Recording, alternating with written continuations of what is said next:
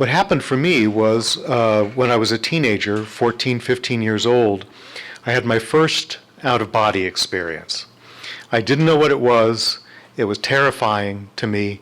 It was a feeling like I had dropped through a kind of trapdoor of consciousness and I was in some kind of strange energy state.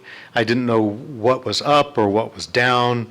I was moving, but I didn't know what direction I was moving in. I felt like there was a being there of some kind who was taking me someplace, and I couldn't see anything, I couldn't hear anything, and I found it terrifying.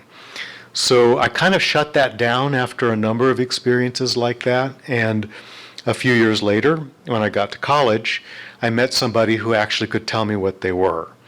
And he was a freshman, I was a sophomore, and his mother was one of these people who'd had a near-death experience and had died on the operating table and come back. And as a result of that, she could naturally go out of body. And she often had the experience of feeling a call of some kind. She'd be driving somewhere, maybe she'd be going out getting groceries. She'd experience this call, someone needed help. So she'd pull off to the side of the road, close her eyes. She ended up going out of her body, and it was often to a person who was ill, especially people who were making a transition to the other side. And obviously, this young man I was talking to was very impressed by this. He had a more scientific kind of engineering mind, but he couldn't ignore the fact that this was his mother who was having these experiences.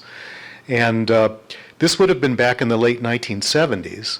So the famous book that came out about near-death experiences, Life After Life, had only just become available.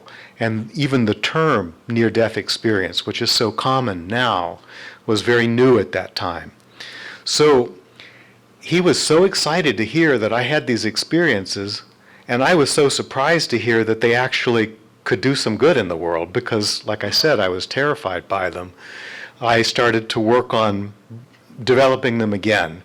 I'd kind of, in the process of shutting them down, I guess I did a little damage to the process. It took a while to undo that.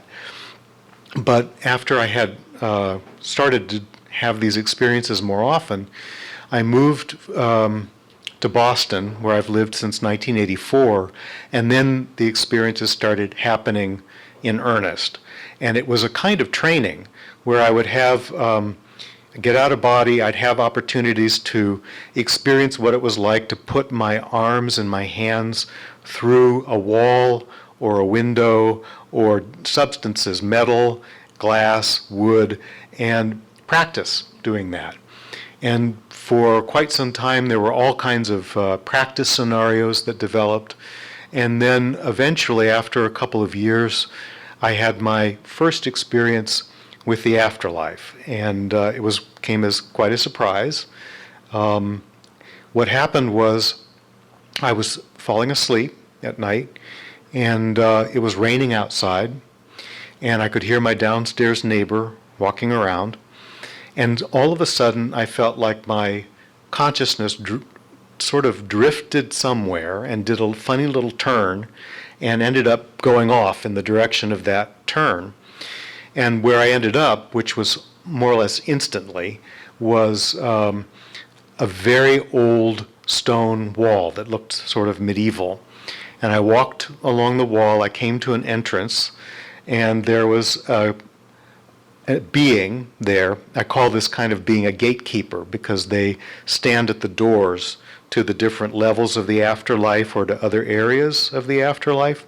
I didn't have that terminology then, but this has grown since. But there was a person there who said to me, "How have you died?" And I didn't think that I had died.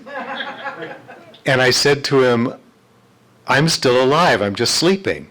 And he said, "That's what they all say." So then he said to me, "Well, there's one way to find out." And he surprised me very much by reaching down and grabbing my crotch.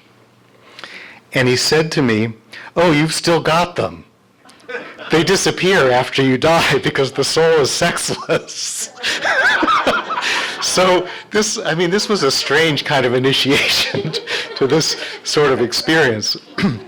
So he let me in, and I was wandering around trying to figure out where I was, and it was in an area that was crowded with people, so crowded that you could hardly move, and there was a great pressure, almost like an atmospheric pressure in the area. And while I'm standing there kind of looking around, wondering who these people are, male, female, every conceivable age, every conceivable culture, I turned to someone standing next to me and I said, "How did you die?" Because I thought, that's the topic, right? And this person just gave me this look like, "Rah," and didn't say anything. And I asked a couple other people and got the same reaction. And after a while, I started realizing that nobody in this area wanted to know that they had died. And it was actually a kind of antechamber to the afterlife, a holding tank, if you will, where people had to stay until they were ready to learn that they had died. So I did sort of get into a conversation with someone, a young woman who had died in a ski accident, and then she tried to pick me up. Now, it's a very strange experience having a dead person try to pick you up.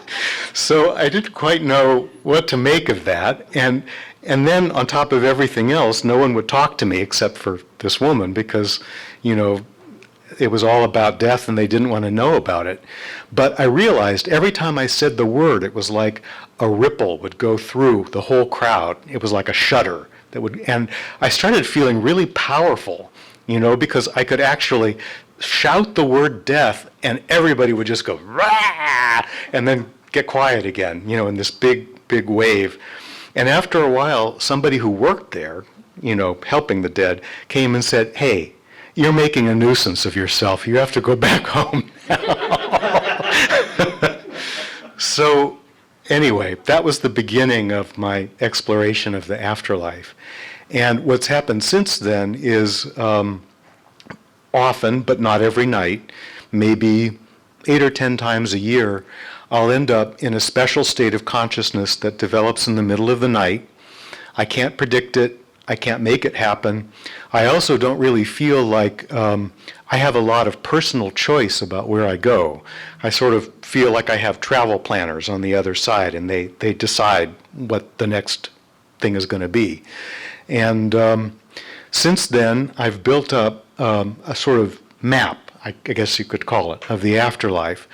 And I've tried to do it in a way where I honor the fact that my personal experience of it may be different from other people's.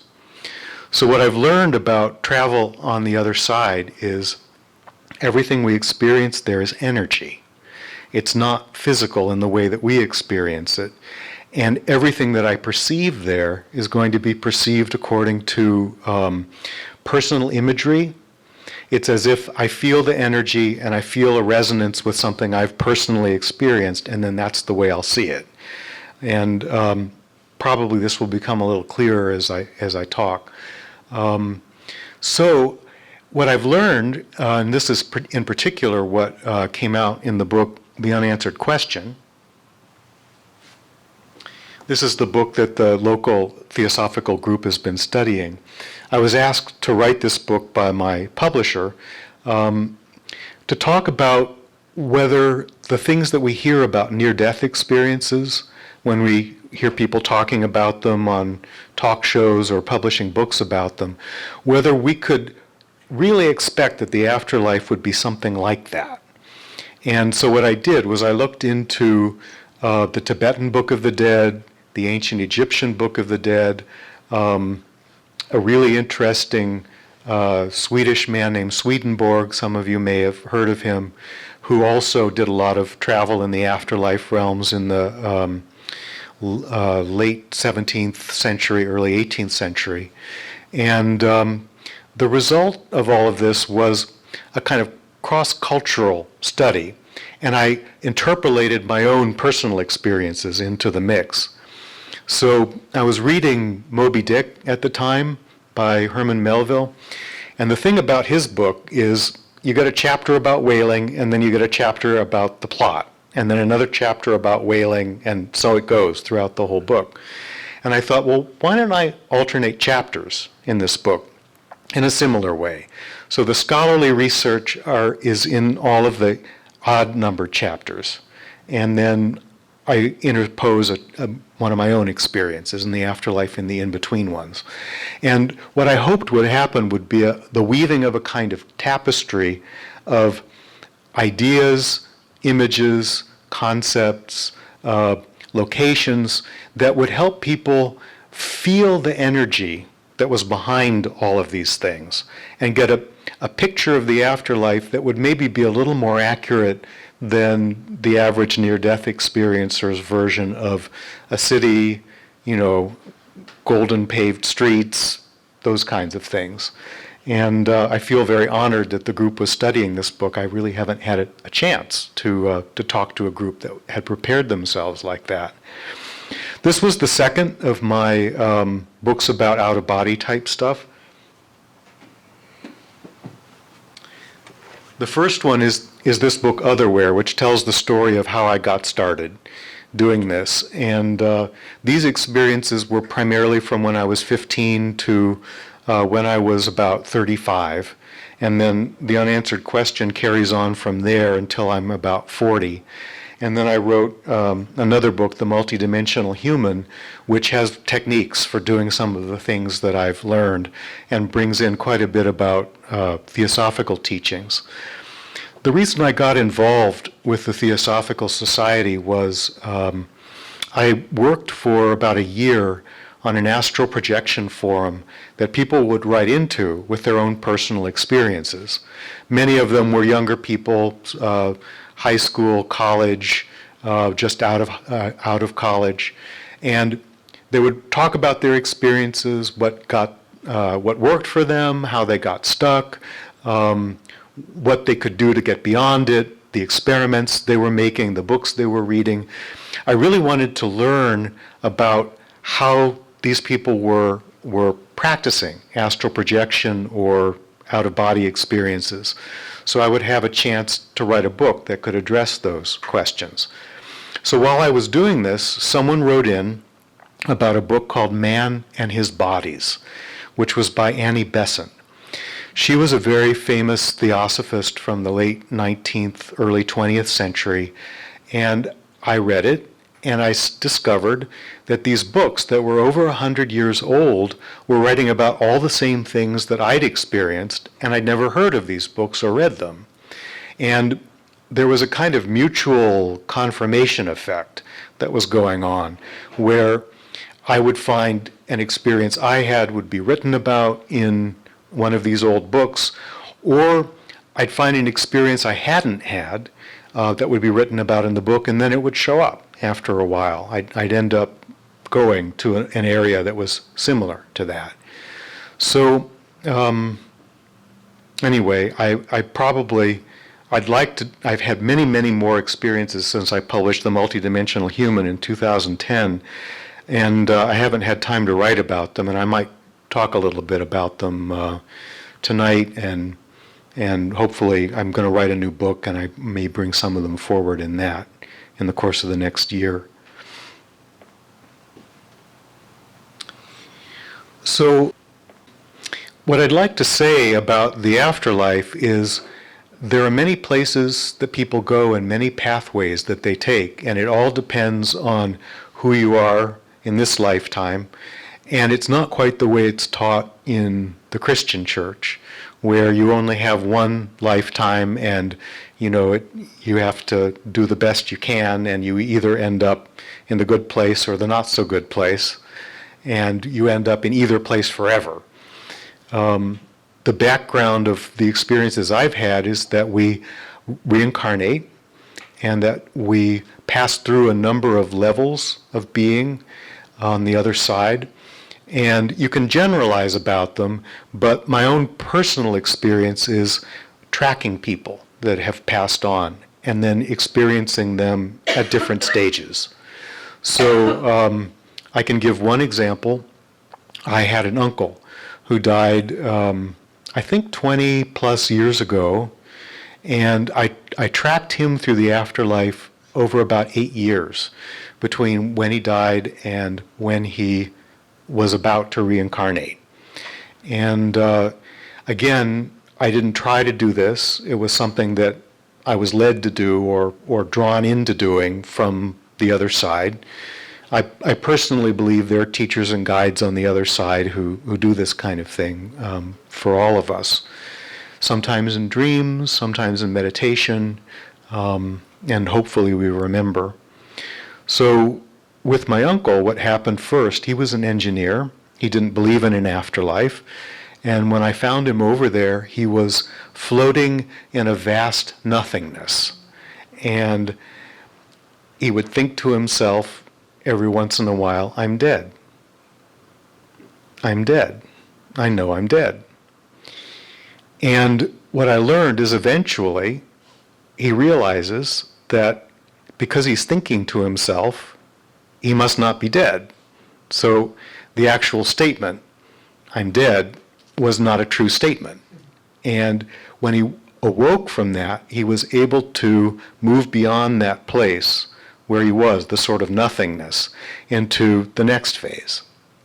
So there's typically a period, I didn't see this period, but there's typically a period when souls are offloading any kind of negative emotion they're carrying when they die, or any kind of unexpressed desire that they may never have been able to act on. And this takes place in what in Theosophy is called the astral plane. And it ends up functioning sort of like a purgatory, like is taught in the Catholic Church. And it's not really hellish, but the problem is you can't really escape from it. You simply have to go through it.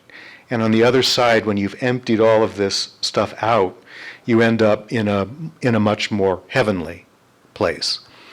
So the stage after that is where I caught up with my uncle. He was in an area that I call the deep life review zone.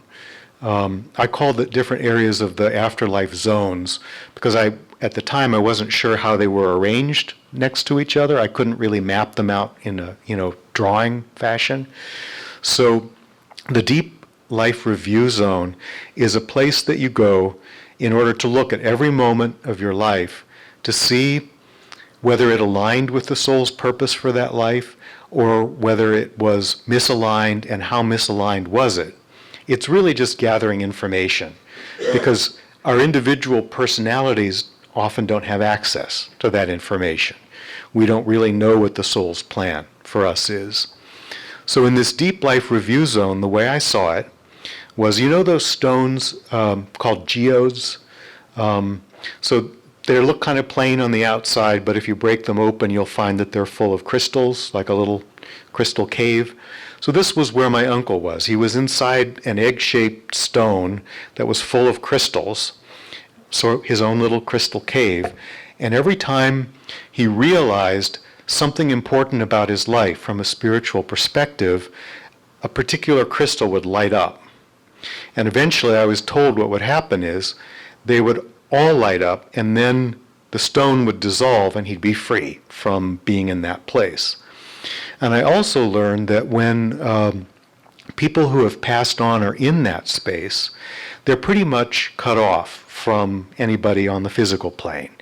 And I often have heard it from people who've talked to me about losing relatives, that for a couple of years after the person dies, they may feel that the person is around a lot, or they can talk to or communicate, or they may dream with that person or about that person. But then there comes a point 5 or 6 years down the road where they can't, it's like the person disappears. They can't find them anymore. And what I learned was this deep life review is that phase. It's a time period when, in the afterlife, when you would really be distracted from your own personal growth by being drawn into whatever's going on, in your family's life. Before that, though, in other experiences, it seems like the people who've passed on have a chance to see what's going on. And I had a sort of extreme version of that with my downstairs neighbor, who unfortunately committed suicide, and I was out of the country when it happened. But I met up with her after she passed on, and we'd only talked a few times. She pretty much kept to herself, but she used to ask me questions, and I told her I was psychic, and she asked me a few questions about what that meant. So she also had a very strange sense of humor. So I found her in the afterlife. She was in a really small room, like a little living room in a studio apartment. She had a television set, and that was about all. And she saw me come in, look in at her at the door, and she said, "Oh, so you really are psychic?" And I said, "Yeah, what did you think psychics are?" And she said, "Well, you know, purple hair and their heads turn around 360 degrees." And she said, "Wait, you gotta come here, sit down, you gotta see this. On this television screen, I can see all of my friends. And I can see all the bad stuff that's about to happen to them just before it happens, and watch the expression on their faces while it happens, and it is hilarious." Well, okay, not the most evolved soul. But anyway, what we need to know from that is the option of being able to look in on people in the from the afterlife here actually is available.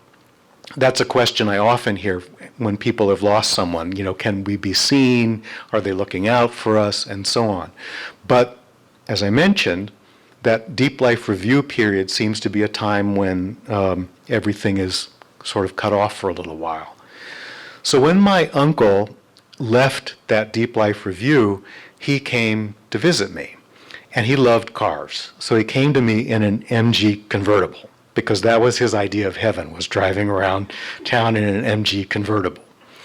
And he rang the doorbell of the place that I dreamt that I was staying in.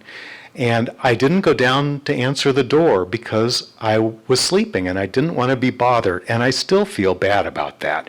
He was so proud that he'd gotten through his deep life review and knew about the afterlife, which he hadn't believed in before. And when I gave him a copy of my first book, bless his heart, he said he read it and didn't understand a word of it, but at least he read it. And now he is coming to ring my doorbell to say, "Hey, I understand a little bit now," and I didn't want to get up because I was sleeping. But then, the next time I ran into him, this was 8 years after he died, he was in what I'll call a future life screening room. So there was a being who wasn't exactly a human being who was showing him clips of his future life and telling him what that future life would entail. Now, my uncle was somebody who never spoke about his feelings. And he, was very old school that way, being the man and, not having feelings and not talking about them. And the interesting thing is, the way that he died in this lifetime was of a stroke that caused him not to be able to speak. But he lasted for 6 or 8 months after the stroke, and the thing that really affected him after he passed on was that he was never able to tell his family that he loved them. And what's interesting about this is there are some religious traditions, for example, the Hindu religious tradition talks about this. The last thought that you have before you die will be the determining factor of your next lifetime. And I can understand why this might be so, because the last thing you think of is either going to be something that makes you ecstatically happy, something that you have a great deal of regret about, something you're afraid of, powerful emotions like that. So it became clear to me in this experience while I was listening to this being coach my uncle, that the last thought that he died with was that he needed to express his emotions because he didn't have a chance to do that. So I'll call the being a guide. That's probably the easiest way to talk about him. The guide said, So in your next lifetime, you have to learn how to express your emotions. You'll be born as a male. You'll love the outdoors because he lived his last years in Wyoming and he'd never been there, and his family had moved there and he loved it. You'll do a lot of outdoor stuff, but you'll find that you fall into depression whenever you're not talking about your feelings. And you'll always find that when you do talk about them, you lift up out of the depression. And my uncle looked at him and said, "You are without mercy." So, it apparently was a really hard lesson for him at his stage of growth. The interesting thing about this past life or future life review was he was going to be born in Rochester, New York, and I almost got the street name of where he was going to live. And then, of course, afterwards I said to myself, that's not going to prove anything. I can't go ring that doorbell and say, my uncle was just born as your newborn son. Anyway, it was good. It was probably better that didn't happen. That gives you a little bit of an idea of what goes on in the afterlife. So the next story I'm going to talk about is what happens when people die and don't really know it or don't accept it or don't leave the physical plane. Because, we often hear about hauntings or souls that need to go to the light because they're confused. This was one of my experiences of that. So I had a student who was living out of town and was going to need a place to stay when he came into town to study with me in a class I was teaching. And he was very particular about where he would stay because he had the ability to perceive ghosts. So I wanted to make sure that my living space was ghost-free before I invited him to come and stay because he wouldn't have felt safe there. So I ended up in one of those experiences that happen in the middle of the night, and I was going through my apartment and I was looking, and I found that there was a strange woman in my pantry. Didn't know who it was, didn't know I was being haunted, and when I approached her and said, "Hello, who are you? What's going on?" She said, "I have a problem." And I said, "Yeah? Many people have problems, maybe you want to tell me. It would be a good thing to tell me." And she said, "I can't be seen in public." And I said, "Okay, I know sometimes people are afraid of that."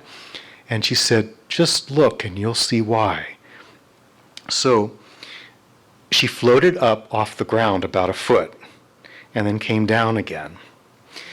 And I said, "Oh, sudden unexpected levitation syndrome," just to sort of loosen things up. Well, she had died and she didn't know that she had died. And so I explained things to her and she got it and moved on, which was fine. And now I was ghost-free. So the thing that I want to bring across as far as the teaching is concerned in this particular experience is we have powers, so to speak, when we're freed from the physical body, and we often don't know what to do with them. And in some cases, when people have recently died and are on the other side, the first lesson that they need to encounter is whenever they have a thought, that thought will manifest itself somehow as an experience. And so, what she was experiencing was she wanted to cling to the earth, but she kept lifting up off the earth. She needed to get used to that and learn what it was about. And she was terrified of it because she was terrified of what other people would think of her, that's a major thing that we all have to let go of. I call it family and social conditioning. But we're also conditioned by our experience of physical reality. So, we might see a movie like What Dreams May Come, and we might remember that scene where there's this beautiful painting that you're moving around in. That's an illustration of what's possible when we're on the other side. But when you're wandering around the other side and you're asking yourself, are there snakes here? And all of a sudden there are snakes everywhere. You start to learn that we create our own reality through our thought over there, and we need to exercise some control over that. In the same way as this woman needed to exercise some control over the fact that she was no longer bound to gravity, like we are when we have a physical body. So that's one example, one story. The other one I want to tell is something that happened very recently to me, just within the last couple months. And the background of the story is I went on a river rafting trip with my brother and his wife, who were river rafting guides. We went down the Colorado River about 100 miles over the course of 5 days. This was 25 years ago. And my brother introduced me to a man named Dale, who was a very spiritual man. And I got back from traveling, and I had a Facebook message from Dale's partner, who I'd never met because they'd gotten together a couple years after I did this trip, that he'd recently died. And people will sometimes contact me thinking that I can, check in on people on the other side. I have no control over it. I mean, I know there are people who can do this. You just give them a name, but I'm not one of those people.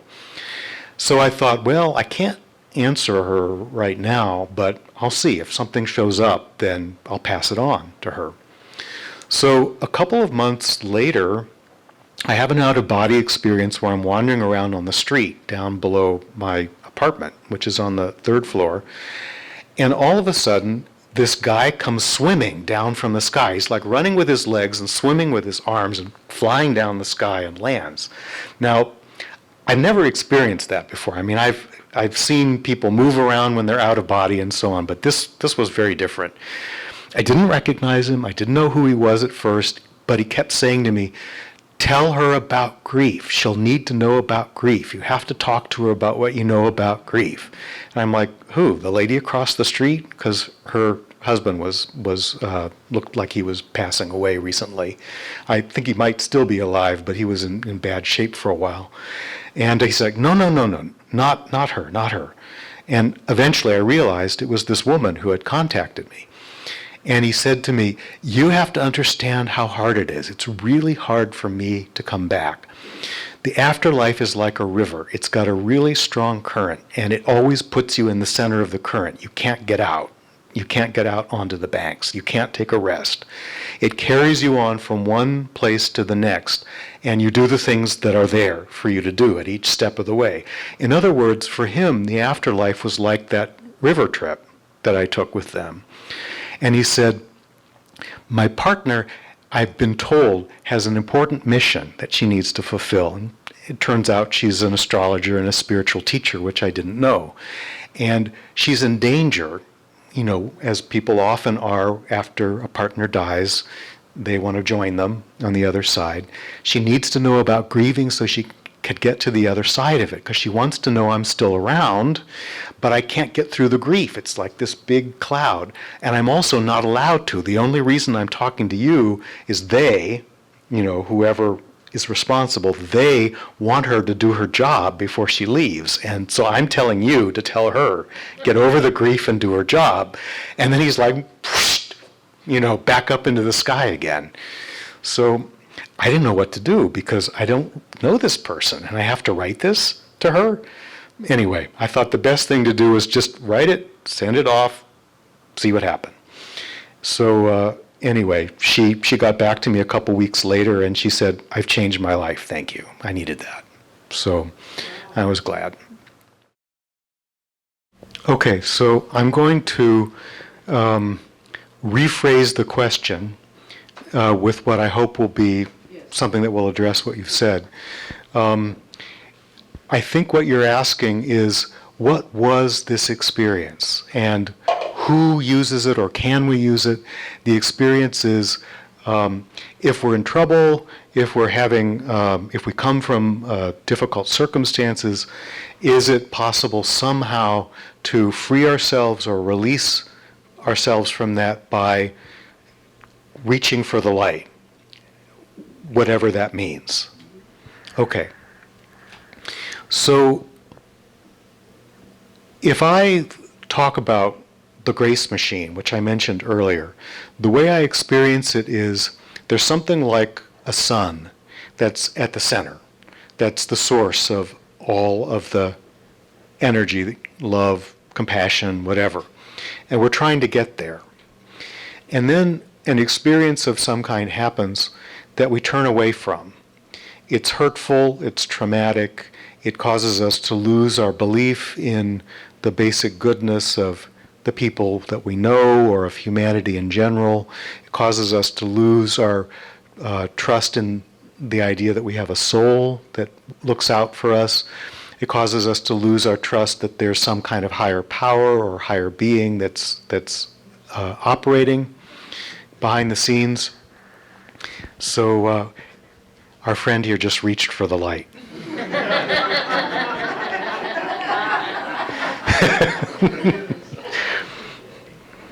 So what happens when we turn away like that is our bodies become wound up.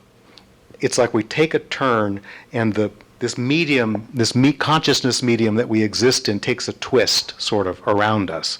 It separates us a little bit from the source. We're a little turned away from the source. And then the grace machine starts to work. And the grace machine is constantly doing everything it can to turn us back around. And it will invite us to do that, and it'll push us to do that, and it will find pressures of various kinds to do that. It'll find people, books, situations, anything imaginable that will at some point cause that unwinding to happen where we're back in relationship with the source. That's how I would explain what you're talking about. She had a metaphor for that because she had some inner experience of a light. Reaching for that light was the way that she accessed the grace machine.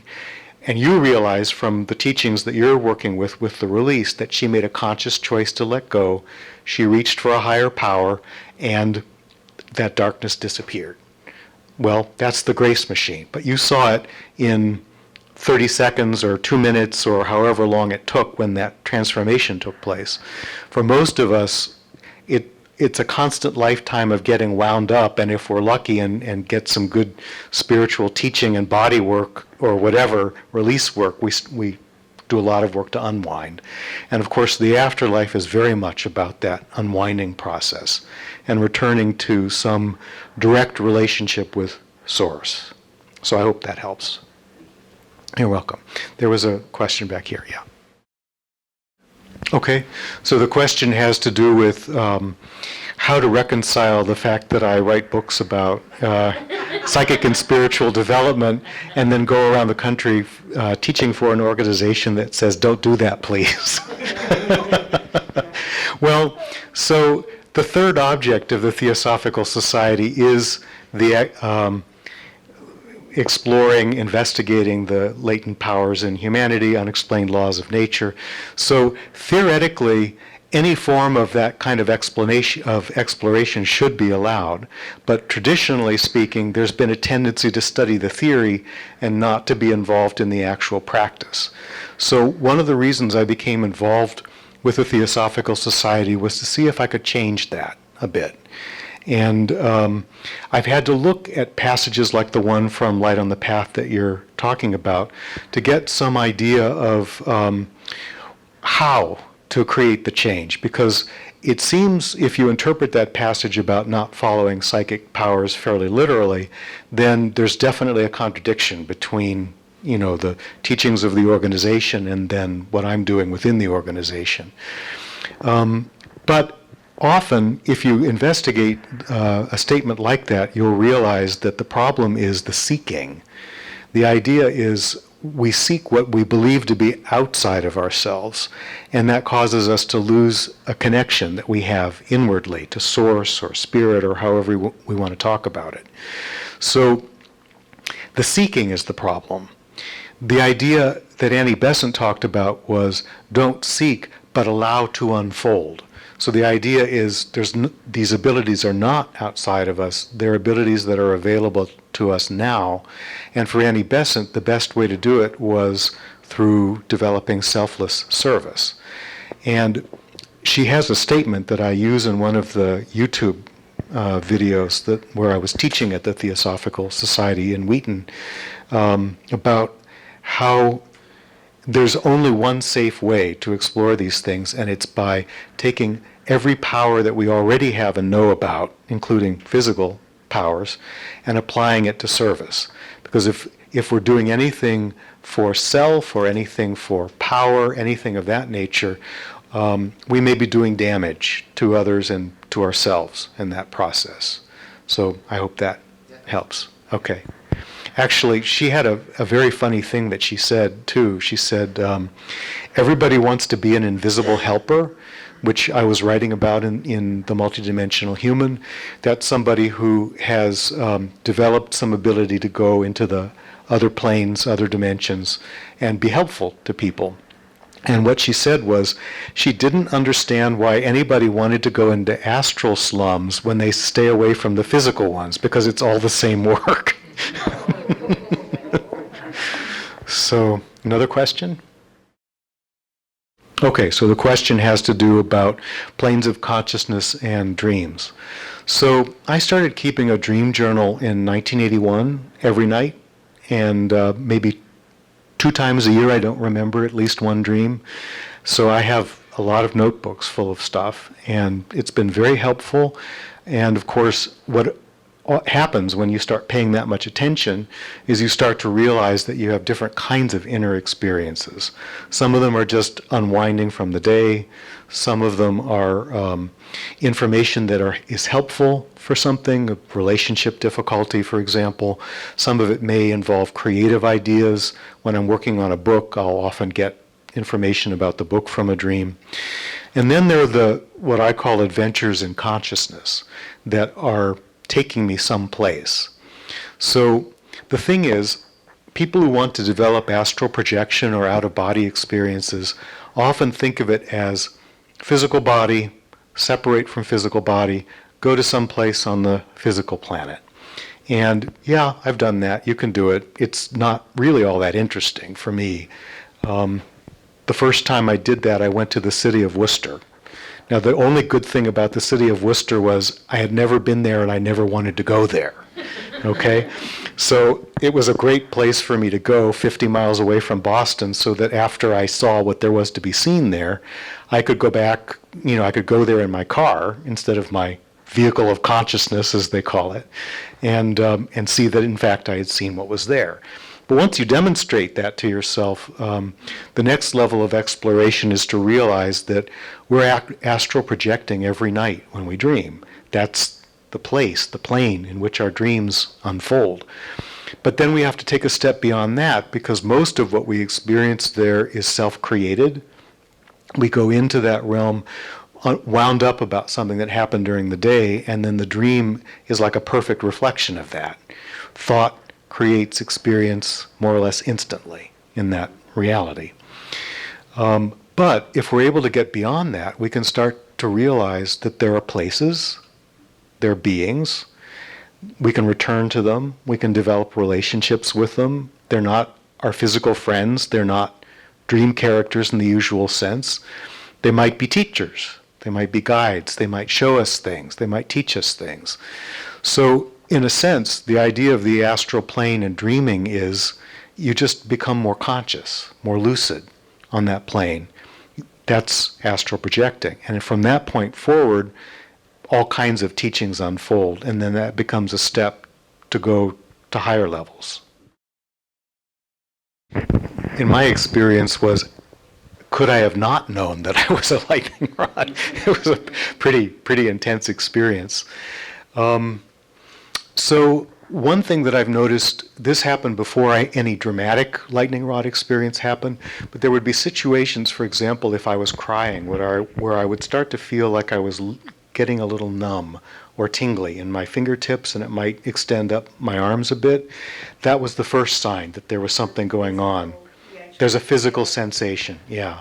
The ones that happen in dreams, there's often a feeling of literally like a lightning strike, a discharge, where it goes from the top of my head to the toes of my feet, and something goes through, and my body flops on the bed when that happens. But I don't think it needs to be that dramatic.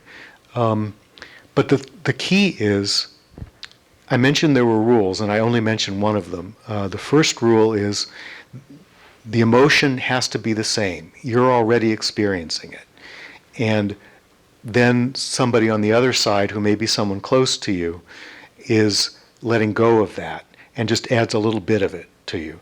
And they're never allowed to add so much that it would change your behavior in any way. There's a book that I recommend for people who would like to learn more about psychic and spiritual development that deals with a lot of these kinds of energy interactions. Personally, I feel it's the best book out there, although I think it might be out of print now. It's by a woman named Carla McLaren, Carla with a K, McLaren, and the book is called Your Aura and Your Chakras, the User's Manual or User's Guide. And Carla McLaren is an interesting figure. She had a clairvoyant mother and a physicist father, and she became a sort of New Age guru for a while and then walked away from it because she didn't like the way people were looking up to her. But she started off as a therapist working with people who were severely traumatized in various ways. And how do you help support them in rebuilding their energy fields, and how do you prevent yourself from absorbing some of the stuff that they're offloading? She's got wonderful techniques for doing that. And then your aura and your chakras. So then she went back to school to get a PhD and decided to based on her studies, in a sense, to repackage herself as what she's calling a high empath, where the idea is that it doesn't have to be thought about as a psychic ability. It can be thought about as a brain ability, or as a physical brain psychology ability. And so she's got a bunch of books about what it's like to be an empath in the world. And I think those are valuable too, especially for people who have too easily merge with other people. McLaren. You're welcome. In more than one place at one time. Okay, so one of the things that I try to do in relation to my own personal experiences is I don't try to adopt theories from outside. I try to build my own understanding from inside based on my experience. And whatever I haven't experienced, I can't really talk about. So if I talk about the way the planes were created and so on, it's not because I've seen that, it's because I've read it. And for me, that has less reality than something I've actually experienced. But the way it's talked about in Theosophy, and this I have directly experienced, is in our auras, there are layers, and each layer is a different body, and each body is made up of a different quality of matter, more refined or more subtle, more spiritual, if you will, and that each of those bodies is the gateway to a plane or a world that exists beyond us. And we are constantly operating on those levels, but we don't necessarily bring down into our brain those experiences. So what's a little different about me is I can be conscious in those realms, and I can bring that experience back, and I can write about it. But many people have these experiences without remembering them. Now, the idea of being in two places at once, I would say from my experience, I can be in more than one body at once, but I'm not talking about other people's bodies. I'm talking about these different theosophical bodies. So I had one consciousness experience where in the middle of the night, I needed to go to the bathroom, and I actually experienced my body getting up to go out of the room to go to the bathroom, while my body was still lying on the bed, while I had a body in a dream, doing something involved with a dream. So for me, that was a demonstration that my consciousness could be present in three different bodies. The one that went to the bathroom was not my physical body, it was what's called the etheric body. The one on my bed was the physical body, and the one in the dream was my astral body. Now, I know that's not exactly the question that you were asking, but this is the best I can do to talk from my own personal experience. So the idea of multiple universes or multiple dimensions, sometimes I think it's a scientist's way of talking about the planes without without referring to this occultist way of looking at things. But then when I read a book, there have been a number of books about out-of-body experiences. William Bullman wrote one, Experiences Out of the Body or something like that. And he goes way into quantum mechanics as an explanation for all of this. And I just skip it. You know, it's not interesting, it's not relevant, I don't feel any particular resonance to it. But there is a sort of almost metaphorical relationship between the way quantum physics is talked about and the way the planes are talked about. And I can kind of hold that in suspension as, you know, maybe I'll learn more, maybe not. It would be the grace machine. That's probably the most powerful thing that I've encountered. I mean, first of all, the idea of grace as a word that I would use in a sentence talking to somebody to try to convey an idea, until I had some direct experiences of something where that idea of grace made sense, it meant nothing to me. I was brought up as a Presbyterian. I went to vacation Bible school in the summers. I went to Sunday school every week. I went to youth club every Wednesday. I sang in the choir. I was confirmed. The music got bad. I stopped going to church. So the thing is, you hear a minister or a theologian talk about grace, I don't get it, you know? I mean, I understand that there's an idea of something that saves you, but what is that, you know? So in one of my books, actually in The Unanswered Question, I talked about this idea that I now call the source, because it's easier to say. I called it the cosmic normative balance.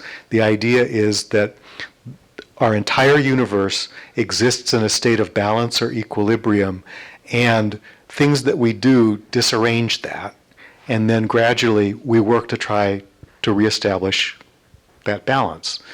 And that's another way of talking about the same concept. Back when I wrote that book in the early to middle 2000s, that was my way of talking about it. But I think of it now more as a completely pervasive experience. It's like the medium that we live and learn and grow in. And the idea of grace for me is not at all Christian. It's that there's a power or a force or a love or a being, you can talk about it in any of those ways, that is at the center of everything, that's constantly calling us to come back to it, and that everything that we talk about is spiritual growth, and everything that we experience as bliss is a step in the process of getting closer. And that it's there to guide us, whether we want to be guided or not, whether we want to explore something that isn't necessarily helpful to us or other people, or could actually be destructive. It's always doing everything it can, not ever to force us to do anything, but to encourage us to turn back around. And probably the strangest thing when you start to think about the universe in this way is grace is also joy. And the source of all being is also joy.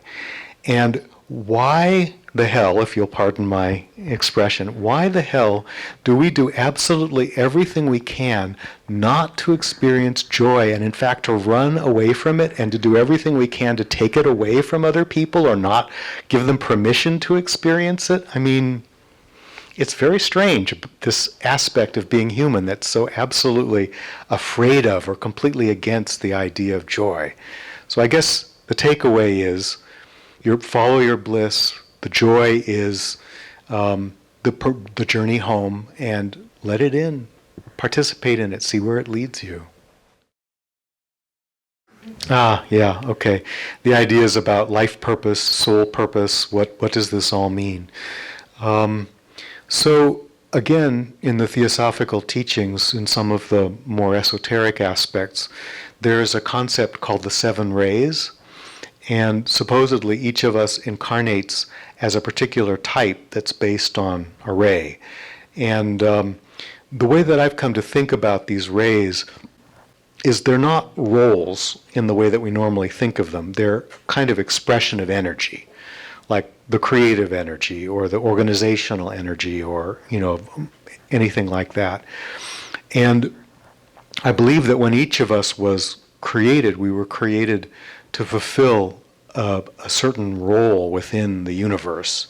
And part of our journey back to the source is to discover what that is, and then to be it and do it at the same time as we have a kind of oneness with the source itself, where we can be our individual consciousness and simultaneously be the whole of the source. And so in that process, the life purpose of any given lifetime, or the soul purpose, is to find some concrete expression of whatever it is. So if what's coming through us is a teaching ray, then we'll be a teacher in some form. And we might go through lifetimes where we're teaching about the body, psychology, teaching people how to develop their minds, spiritually teaching. So we get more advanced, so to speak, by working at higher and higher levels each time. That's just the beginning of a much larger question. And the idea, again, I think, is follow your bliss, because that path back to the source, every step you take that takes you closer to the source, will also develop some aspect of your purpose. And if you know what your purpose is, it's easier to take those steps. And joy is the thing that accompanies it.